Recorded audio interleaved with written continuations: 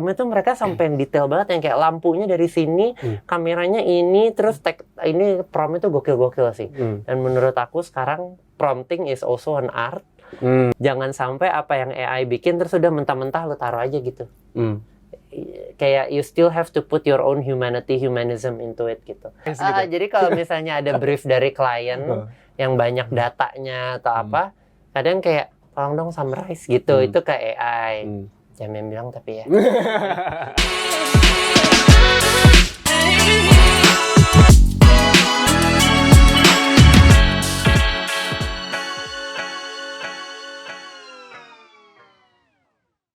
Kembali lagi di Agency Wise A to Z bareng gue Raffi, dan kali ini kita kedatangan tamu spesial, Kak Basti Chandra.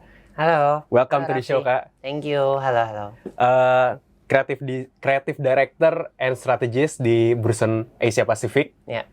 Banyak bergulat dengan dunia kreatif, campaign kreatif gitu ya, dan perjalanan karirnya juga menunjukkan hal itu gitu. Yang mau kita bahas di episode kali ini adalah kehadiran AI. Ini perdebatan banget nih, pro kontra, minimal di Twitter lah ya, minimal di Twitter, tentang gimana kita harus memaknai AI ini, terutama di dunia kreatif ya.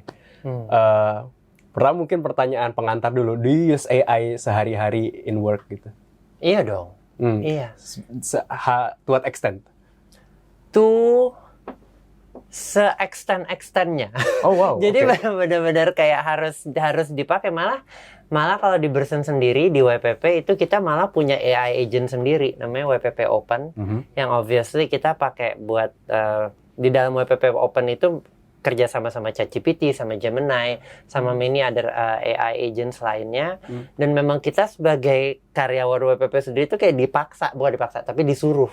Disuruh untuk memakai itu gitu. And it's been a good thing karena akhirnya juga kita jadinya nggak buta-buta banget gitu kan, dan dipaksa belajar. Karena yang mau nggak mau harus ke arah situ nggak sih? Gitu. Tapi berarti secara penerapan tuh untuk apa, prompt brief atau bisa prompt brief, gambar. Bisa juga sebagai orang kreatif kan males baca ya. Nggak ada gambarnya gitu kan. Jadi kalau misalnya ada brief dari klien yang banyak datanya atau apa, kadang kayak tolong dong summarize gitu, itu ke AI. Jangan bilang tapi ya. Banyak lah. Terus ada juga yang misalnya research. Kayak researchin tentang brand ini dong dan competitive landscape-nya. Tetap kita harus research sendiri, tapi buat memulai bisa lah gitu. Tapi kan Kak Basti pekerja kreatif gitu ya, maksudnya sangat mengandalkan creativity Kak Basti sendiri dan tim gitu. Kan banyak perdebatan yang muncul adalah AI ini menggantikan peran kreatif manusia. Nggak mungkin. Nah itu, gimana tuh Kak Basti ngeliatnya? Kayak apa ya? AI itu nggak akan menggantikan peran kreatif. AI itu menurut aku akan mempermudah proses kreatif yang kita tahu, tapi dengan secara nggak langsung juga mengevolve atau merubah peran kreatif. Jadi sekarang ini misalnya peran kreatif adalah lu mesti ngide dan lu mesti punya technical abilities buat create that idea. Misalnya di Photoshop atau di Illustrator atau di apapun program yang lo pakai. Mungkin nanti dengan AI you don't need that anymore. Mungkin itu semua bisa dilakukan dengan AI, tapi the process of ideating, the process of kayak gue mau memilih warna, memilih font yang cocok, memilih ini, itu kan belum tentu AI bisa lakukan gitu, menurut aku. So kayak gitu sih. Jadi I think AI nggak akan membunuh kreatif, AI akan merubah kreatif. Itu akan mungkin menghambat perkembangan kreatif manusia nggak sih? Maksudnya karena terlalu gampang, dikit-dikit AI. Do you have that concern? Tapi kalau kayak gitu, then you can say that to a lot of innovations yang pernah ada di dunia ini ya. Kayak dengan adanya mobil, apakah itu akan menghambat pertumbuhan otot kaki manusia? Dengan adanya pesawat, apakah itu akan menghambat imajinasi kita, karena dan kita jadi bisa keliling dunia dan kita tahu piramid bentuknya kayak apa gitu. Kayak I think in every major innovation di history itu pasti akan merubah sesuatu sih.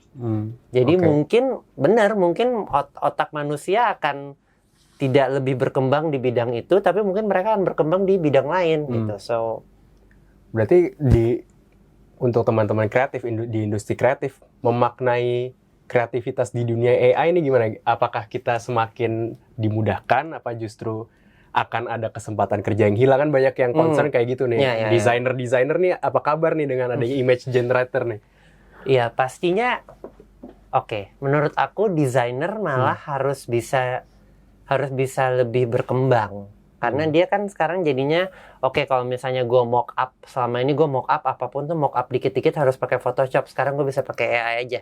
Berarti kan then you have more time to be a more critical thinker sebagai designer. Karena I think yes, AI can help you create those things, tapi they can never be able to think. Mereka nggak akan tahu nuances, mereka nggak akan tahu irony, mereka nggak akan tahu humor gitu. Lu bisa nih sekarang ke ChatGPT dan bilang gue mau bikinin 50 desain dong, lu kasih gue 50 desain idea. Mereka bisa bikinin, tapi akan mereka tahu dari 50 itu yang bagus yang mana? Nggak tahu. They don't know that. Yang tahu adalah si desainernya, si kreatifnya.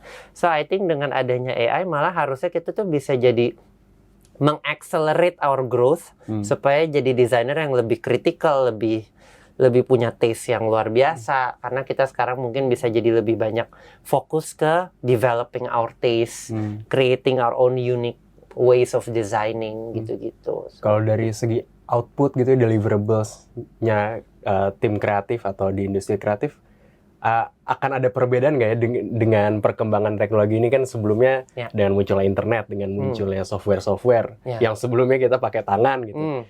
Kak pasti ngeliat transformasinya, evolusinya kayak gimana dengan di sisi output ya? Pastinya akan ada yang berubah ya. Pasti akan ada yang berubah. Karena kayak it has always been changing nggak sih?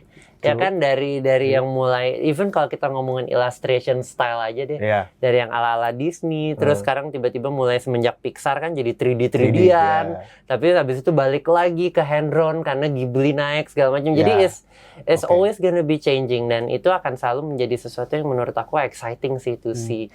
Walaupun sekarang aja kan kita udah lihat ya kayak banyak yang image tuh yang udah kelihatan banget AI generated, sehingga akhirnya sekarang triknya adalah gimana caranya lo tetap generate itu lewat AI, tapi lo jangan sampai orang tahu itu AI. Ya kan, dari promptingnya, dari ngeprompt itu mereka sampai yang detail banget, yang kayak lampunya dari sini, kameranya ini, terus ini prompt itu gokil sih. Dan menurut aku sekarang prompting is also an art. Ya nggak sih? Kayak gimana caranya lo bisa nge-prompt sesuatu supaya si mesin itu bisa mengeluarkan sesuatu yang beda gitu. So it's always gonna be changing, and it's always gonna be exciting to witness the change. Apakah akan hilang tadi nuance yang cuma ada di manusia? Apakah itu akan hilang perlahan-perlahan dengan adanya AI? Humanism dalam campaign, humanism dalam iklan-iklan. Menurut aku sih nggak akan. Nggak akan, karena pada akhirnya yang memilih ide tersebut kan tetap manusia. Ya nggak sih? Dan akhirnya yang mengcraft itu semua jadi sebuah campaign atau TVC atau poster yang akan dikonsum semua orang itu tetap seorang manusia. Itu paling itu jadinya tanggung jawab kita sebagai kreatif buat tetap mengingatkan diri sendiri, jangan sampai apa yang AI bikin terus udah mentah-mentah lo taruh aja gitu.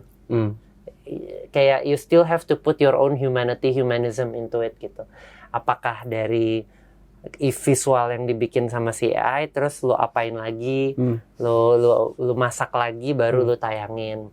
Even kalau film aja kan sejago-jagonya AI sekarang, tetap sih belum ada yang bisa ngalahin lo actually shooting sendiri dan have that happy accident during shooting, yang mungkin lampu mataharinya ternyata salah tapi jadinya lebih bagus. Terus apa? Ya there's gonna be a lot of things yang mungkin belum bisa di replicate sama AI gitu, dan menurut gue karena kan produk-produk, kenapa aku bicara produk-produk AI, karena mungkin karena akhirnya lebih mudah untuk bikin produk-produk itu, yang muncul tuh jadi ya kita bicara anomali gitu kan. Kita bisa bilang itu produk ya art lah gitu. Tapi banyak kontroversi karena art apa itu receh banget gitu.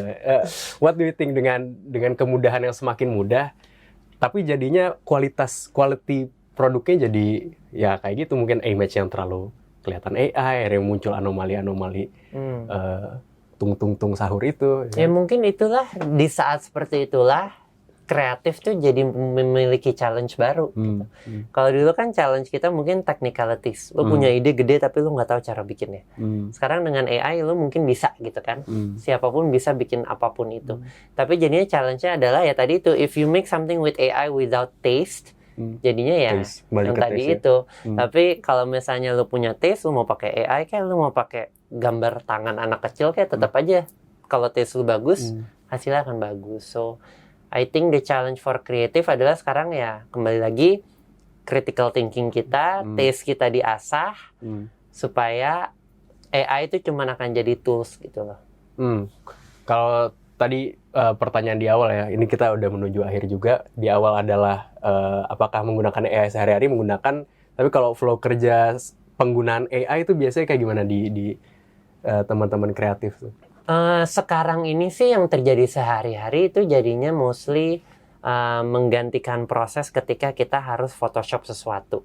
Ketika harus Photoshop sesuatu. Jadi kayak misalnya gue butuh mencari gambar ini nih. Kalau dulu kan kita harus cari dulu di Google atau di mana, terus kita Photoshop gitu kan. Misalnya gue mau cari cewek Indonesia berambut sepundak di pantai pegang semangka sambil di atasnya ada sunscreen klien gue gitu. Nah itu kan semua dulu harus di Photoshop.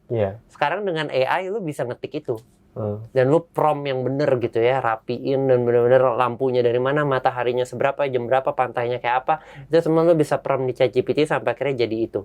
Sekarang ini sih kalau untuk visual generating kita ke situ. Bahkan untuk beberapa hal kayak kalau kita bikin stylomatic untuk kalau kita habis bikin storyboard, biasanya kan kadang-kadang kita bikin stylomatic untuk kita present ke klien. Ini kalau jadi film kira-kira begini. Itu juga udah bisa pakai AI sekarang. Kalau dulu kan harus di beneran ada editor kan, yang sketch kita di scan terus diedit gitu jadi stylomatic. Sekarang udah bisa pakai AI. Banyak banget sih penggunaannya dan setiap hari tuh kita menemukan penggunaan baru gitu. Berarti untuk AI. You build your team around AI juga ya? Harus sama lah kayak dulu. Oh, gue nggak bisa pakai Illustrator, gue bisa pakai Macro. Umur gue kelihatan banget, tapi gue nggak bisa pakai program ini, gue bisa pakai program yang ini yang lebih tua gitu. Kan tetap harus belajar ya gitu. Dan itulah menurut gue AI jadinya ya program baru yang kita semua harus bisa sih. Karena kalau nggak ketinggalan.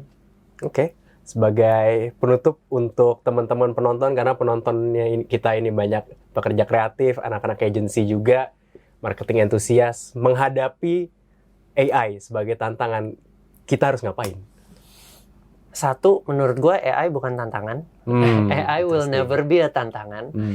Itu akan harusnya itu menjadi sesuatu yang jadi kayak sepatu roda lu atau motor cepat lu, sesuatu yang bikin lu bergerak lebih cepat.